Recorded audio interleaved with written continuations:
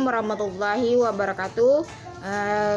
Kami di sini dari kelompok 9 akan mempresentasikan makalah kami yang berjudul Hukum Islam dan Perubahan Sosial.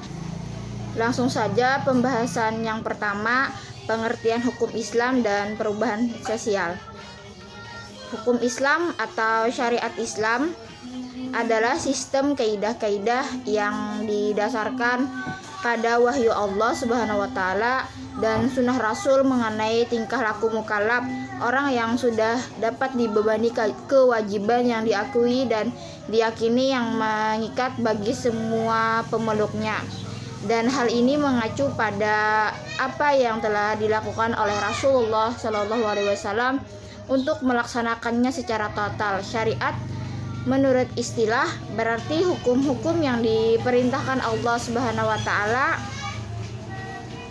untuk umatnya yang dibawa oleh seorang nabi, baik yang berhubungan dengan kepercayaan, akidah maupun yang berhubungan dengan amaliyah.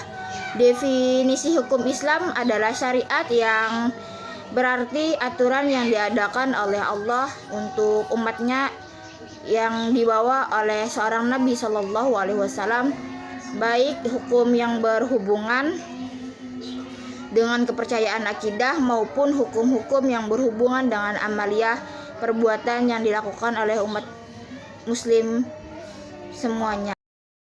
Sedangkan perubahan sosial adalah perubahan cara hidup suatu masyarakat tentang sistem sosialnya, termasuk nilai-nilai serta sikap yang disebabkan perubahan kondisi geografis, kebudayaan, ideologi ataupun penemuan-penemuan baru dalam masyarakat. Perubahan-perubahan sosial dalam masyarakat terjadi karena berbagai sebab, baik yang bersifat internal maupun eksternal. Landasan perubahan hukum Islam dan perubahan sosial. Ketetapan hukum yang bersifat tetap itu ialah tidak menerima pembaharuan dan perubahan.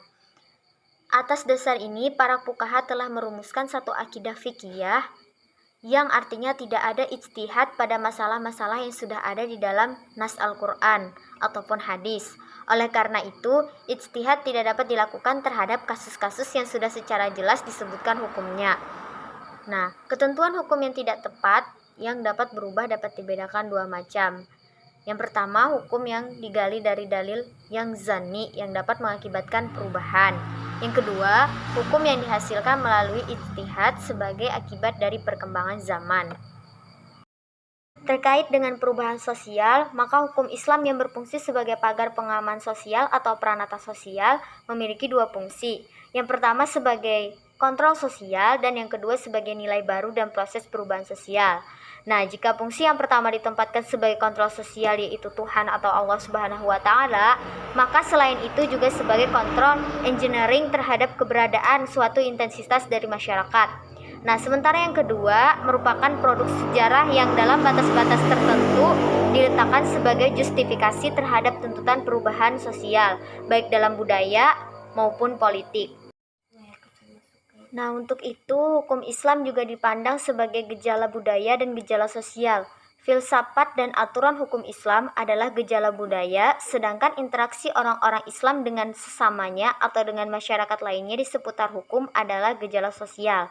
Sehingga dapat disimpulkan bahwa hubungan hukum Islam dan perubahan sosial bersifat timbal balik. Artinya hukum Islam itu dapat mempengaruhi perubahan sosial dan sebaliknya perubahan sosial pun berimplikasi terhadap perubahan hukum.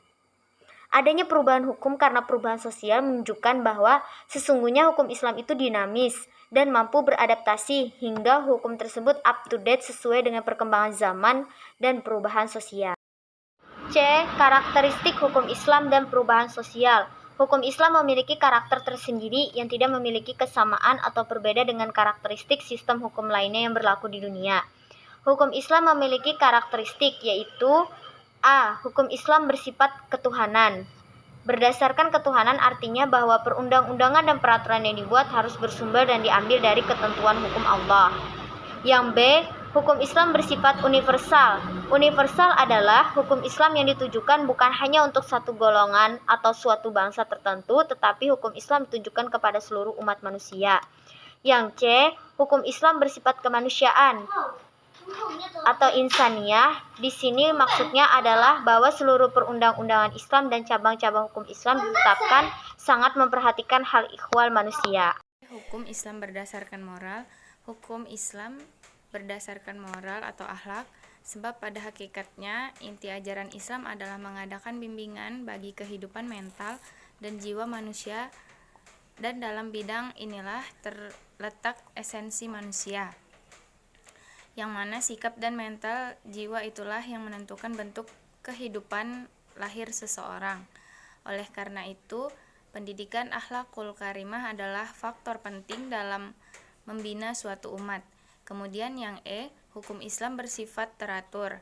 Hukum Islam yang kelima adalah teratur, maksudnya semua bagian-bagian dari masing-masingnya bekerja dan berjalan secara teratur antara satu dengan yang lainnya, tidak saling berbenturan tetapi sejalan dan seirama.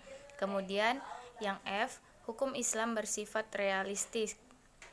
Hukum Islam bersifat realistik, di mana perhatiannya terhadap nilai-nilai luhur, akhlak tidak menghalanginya untuk menaruh perhatian terhadap realitas yang ada. Kemudian bagian D, yaitu sistem sosial Islam. Tatkala Islam dimaknai sebatas sebagai agama, maka yang muncul dalam pikiran sementara orang adalah bagaimana agar segera membangun masjid, menjalankan sholat 5 waktu, menunaikan ibadah puasa, zakat, dan haji. Semua itu memang penting dan harus diperhatikan, karena merupakan bagian penting dari Islam.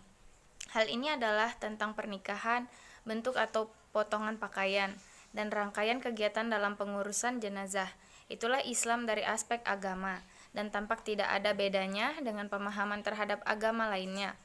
Berbicara agama memang selalu di seputar itu. Namun pertanyaannya adalah, apakah Islam hanya sebatas memiliki makna sebagai agama?